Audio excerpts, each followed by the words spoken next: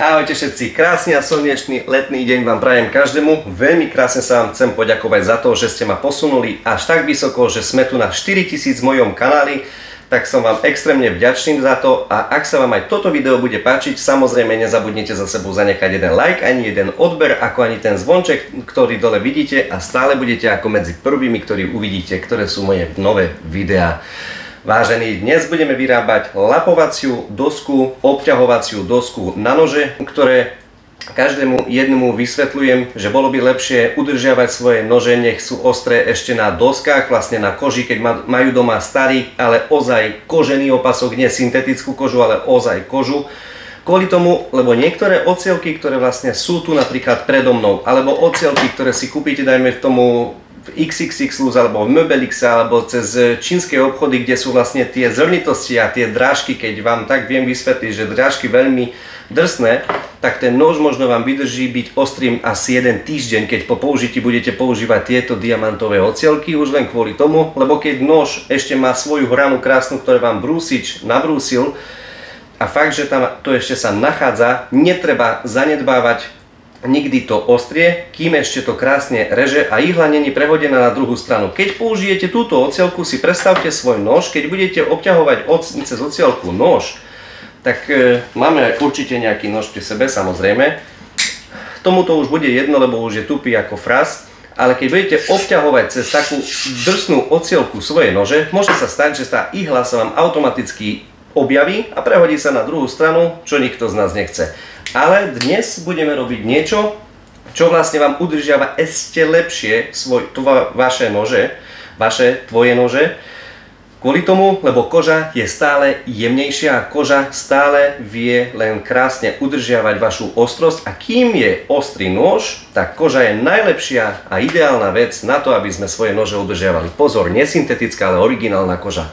Predtým, než by sme išli nalepiť našu kožu na naše dosky a na našu zlatú dosku vlastne, ktorú budeme robiť aj s mojím grútom, tak čo budeme použiť? Čo potrebujeme k tomu? Samozrejme jeden rezák na to, že keby sme potrebovali kožu obrezať, čo je samozrejmosť. Chemopren, biela pasta, ktorá je najlepšia podľa mňa je biela pasta táto najlepšia, lebo najkrajší lesk vyťahne, ale pozor, to až vtedy, jak je nôž nabrúsený.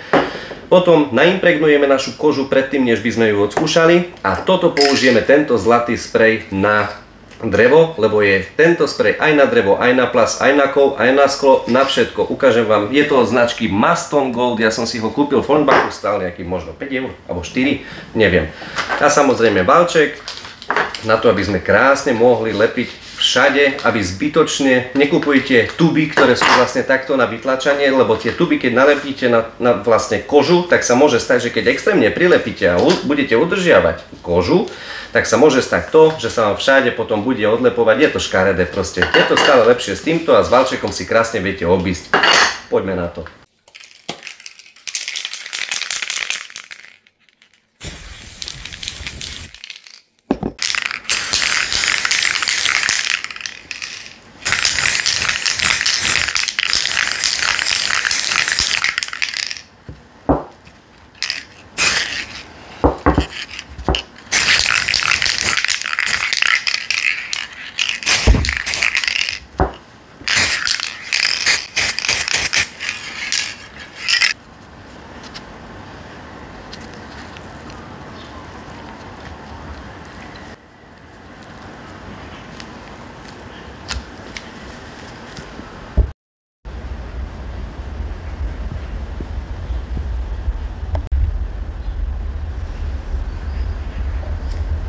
Pozor, predtým, než by sme išli lepiť, aby sme obišli tie stekance od lepidla, ktoré sa aj môžu stať, keď sa tam bude nachádzať, tak obrežeme podľa predošlej takej istej dosky kožu.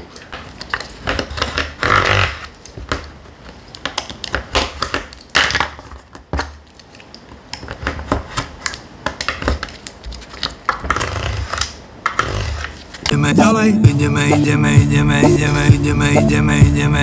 Kým naše drevo schne od tej farby, tak skôr vyschnem ja ako tá farba. Ale ešte predtým, než by sme nalepili našu kožu, ktorú už máme narezanú podľa našej lapovacej dosky, tak potrebujeme naimpregnovať aj jednu, aj druhú stranu. Už len kvôli tomu, lebo každá jedna domácnosť má v byte istú teplotu alebo sucho a celkovo kožu je dobre impregnovať ešte predtým, než by sa na hoci čo použila tá koža.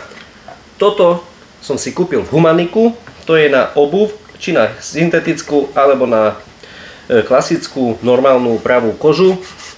Takže poriadne si to natreme, nemusí v tom plávať, ale nech je natretá koža a nech sa trošičku aspoň povolí a nech sa chráni pred vodou. Pamätajme, jedna strana lapovacej dosky bude úplne čistá, s ktorou budeme odstraňovať ihlu, a druhá strana našej lapovacej dosky bude natretá s tou bielou pastou, ktorú som vám spomínal, 0,3 mikronovou pastou. Tak som sa rozhodol, že nebudem dneska používať valček, už len kvôli tomu, lebo to lepidlo som skúšal, aj keď som vylial to lepidlo, neskutočne je husté, ten chemopren je hustý a ten valček je zlý. A tým pádom som sa tak rozhodol, že použijeme klasický štetec a len v strednom bode si pekne natreme, a kebyže sa nám stalo, že proste niekde na dreve by nebola tá koža, tak vieme s tým ešte stále pohybovať, takže použijeme dnes štetec. Krásne zaschlá, takže môžeme ísť na to. Budeme lepiť tú časť, ktorá je hladká.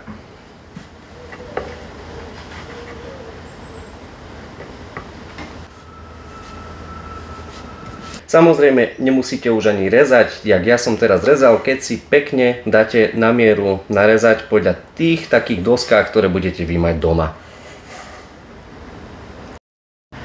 Naša lapovacia doska zlatá by bola aj hotová, ale máme ešte jeden jediný problém, že tu na tieto časti z kože vidno. Ale všetko môžeme napraviť a teraz to ideme ešte ďalej vytuningovať.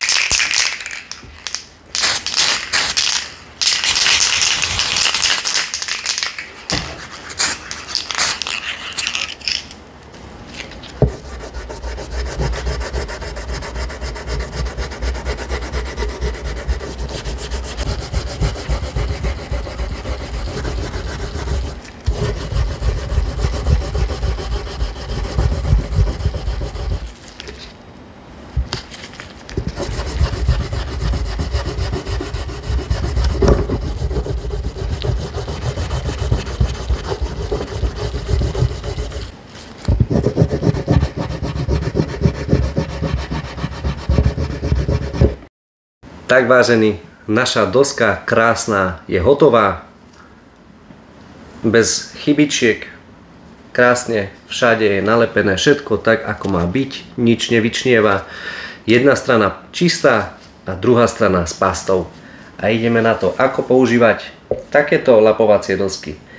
Naostrený nôž obťahuješ cez jednu časť, ktorá je vlastne bez pasty, jednu stranu svojho nožíka, ako aj druhú stranu obťahuješ a potom pokračuješ na časť, kde je pasta, a tá pasta vlastne ti krásne vyťahne prenádherný lesk z tvojich pekných nožov. Tak, teraz je čas na vás. Ak sa vám video páčilo, hoď jeden like a jeden odber a stále nezabudni byť kreatívnym. Ahoj!